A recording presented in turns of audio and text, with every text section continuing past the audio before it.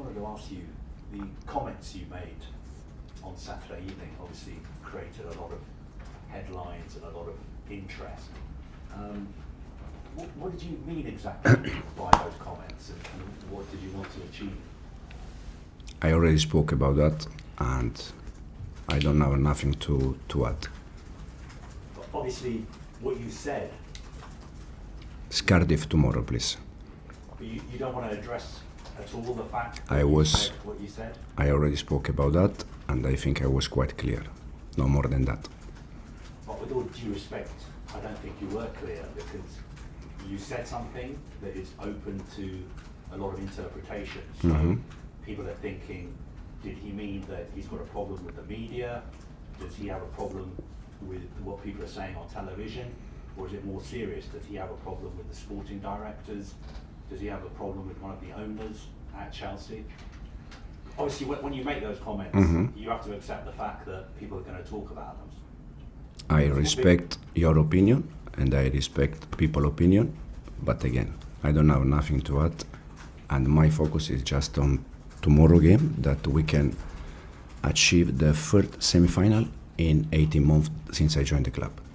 It's undeniable that you've done a fantastic job at Chelsea, but it's also undeniable that when you're the Chelsea head coach, when you speak in public, people are going to be very interested in what you say. And everybody in the world of football is now saying the Chelsea head coach has a bad relationship with the Chelsea sporting directors, he has a bad relationship with the Chelsea owners. We are in an era where everyone can say what they think. I respect people's opinion, I respect your opinion, but again, I don't have nothing to add. My focus is just on tomorrow game. But it's not my opinion, it is, you've opened a can of worms. I'm not saying your opinion, I said all of you people's opinion. I respect, no problem. We are in a moment that everyone can say what they think, and I already answered to the question. Just focus for me on tomorrow, and what I said after Everton game, I already spoke about that, and I don't have nothing to add. So are you happy about the fact that people are saying you have a bad relationship with the sporting directors, you have a bad relationship with one of the owners, you don't like feedback from them? Because you said something extraordinary. You said this was the worst 48 hours of your time at the club, and then you didn't explain that. You don't think Chelsea supporters deserve an explanation? I said after the game that I love Chelsea support. They deserve the best, and again, I don't have nothing to add. Okay, are you happy being the Chelsea head coach? Are you committed to Chelsea 100%? Absolutely, yes. Okay. Let's talk about the Cardiff game. The Cardiff manager is somebody you know and you worked with at Manchester City, and he said that you've been a huge influence on his career. Cardiff are obviously playing very, very well at the moment. I think they've scored more goals than any other side in the top 4 divisions. What do you think of the job he is doing, and how difficult a game do you think this will be? He's doing a great job.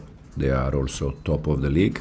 They are, as you said, playing nice football, winning games, and we need to pay attention. We need to be careful because again, we can achieve something important. That is the third semi-final in 18 months. What was your relationship like with him? What do you think of him as a coach and a manager? I was under 23 coach. When I left, he took over. He took my job. So he came here to see us session and games a month ago, and now he's doing a fantastic job. And just on Cole Palmer, he obviously started the game on Saturday. Does that mean that he's unlikely to be involved tomorrow night? And how is he at the moment? I already said many times in almost all the press conference that the target for the ones that they need to be protected is the target. Cole in this moment is one of the players that he deserves to be. He deserves to be protected, and is not. In this moment, is not available to play 2 games in 3 days. So he won't play tomorrow, back at the weekend? Ian. Hi Enzo, how are you? I want to ask you, not necessarily about your comments at the weekend, it's just one question, but why on Saturday did you think that was the right moment to come out and say what you said? I can speak Italian, my language, Spanish very well, French very well, and English more or less. But I think when I want to say something, I'm quite clear. I already spoke after the game. I don't need to add more. If you want, I can try. I can try in Italian, Spanish, French. So you all aware. It's done. It's finished. Was after the game. I said what I said after the game. Now it's focus on Cardiff, third semi-final in 18 months. I understand that, but with respect, I was just asking why on Saturday, why not in the press conference on Friday, why not wait till the press conference today?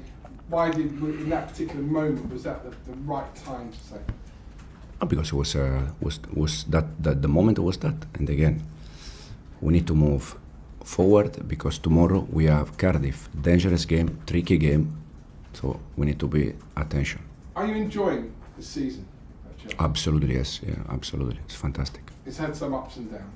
No. I said also last week here, for me it's always, no matter if we win or we lose, or we are in a good moment or bad moment, it's fantastic opportunity because you can learn always. So I love to learn and I'm very happy with that.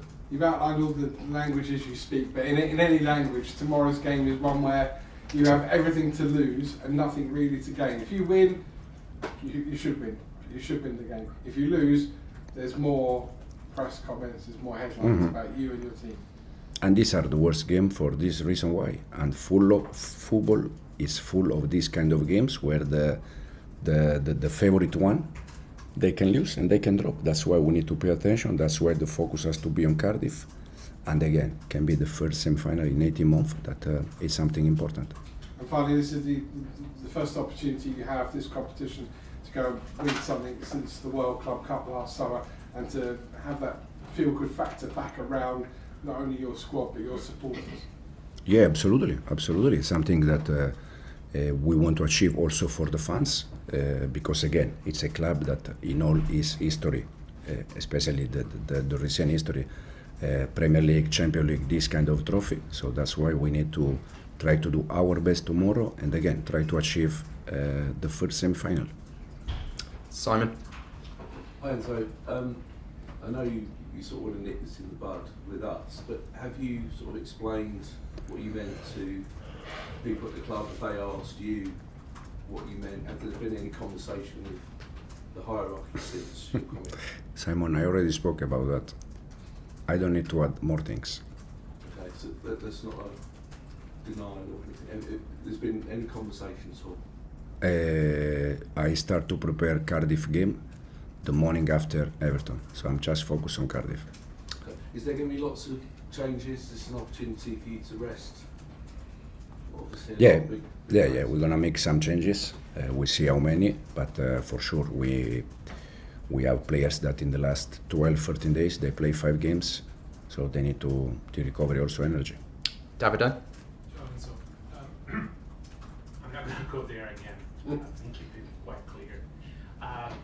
But, you know, Cardiff... I'm not going to ask, but... No. How important it is for you establish a winning mentality in the team? You mentioned this many times, and Cardiff is another opportunity to do that. How important it is for you that the players clearly understand what's at stake here? Yeah, it's the main thing. As I think since I joined the club, I always try to say the same, that to build a winner mentality, you need to win games. Otherwise, the players, they don't believe you. So since day one, we are trying to win games, and tomorrow is another chance to be there in another semi-final, no matter the competition. And it's an important moment for the players, for the fans, for the club, for everyone. At which point do you think you are in building the team you want to build, like in building that winning mentality for the team? I think we are in the right direction, knowing that there are some moments where we drop some points, but for me personally, it's part of the journey. But for sure, I have the feeling that we are getting better and better. تابع. Nizam. Hi Enzo, I wanted to ask you about something else you said on Saturday, not the other comments, but you know, Moises Caicedo's been out, Cole Palmer's been out, and Levi Colwill as well as a huge player. I wondered if you thought maybe the expectations from the outside sometimes are a bit too big at Chelsea, you know, considering you have these problems and you have a very young squad. No, when you are Chelsea manager, you understand that the expectations are higher, especially probably this season they are more higher than they raise a little bit compared to last season, probably because of the Club World Cup, Conference League. We finished fourth in the Premier League, and as you said, with the youngest squad in the history of the Premier League. So probably this season the expectation raised a little bit, but I think it's something normal when you are Chelsea player or Chelsea manager. Do you think you have to have a season at least as good as last season to sort of be seen as a success this year, or do you think that, you know, if you just finished fourth, for say example, it would be a good season? Like, how do you see it? I think the target for this club is always to improve, and we're gonna try to improve what we did the last season. And we'll finish with Rob. Hi, so, what would you say have been the positives and negatives about working at Chelsea? I mean, we all know how the management structure is here and how it can be a bit prescriptive, and that might not be to every manager's taste. Has the job been what you expected, or has it been? Absolutely, yes. Yeah. I think it's lots of positive things, for sure. And then Malo Gusto had maybe his best game of the season today, and a lot of that was when he was moved into midfield. Do you see him, now that Reece James is able to play more and more, do you see maybe a future where Malo gets moved full-time into midfield? I see Malo and Reece that they can play in both positions, full-back and midfielder. Now it depends where we need them, we're going to use them. Again, the last game against Everton, we play with the Malo and Reece, both all the midfielder, that they are both full-back, but they can also play as all the midfielder. And we are happy for Malo because he never scored before in his career. Now he scored already 2. Something similar happened with Kuku last year. He scored 6-7 goals. So we are happy to help players to improve and to get better.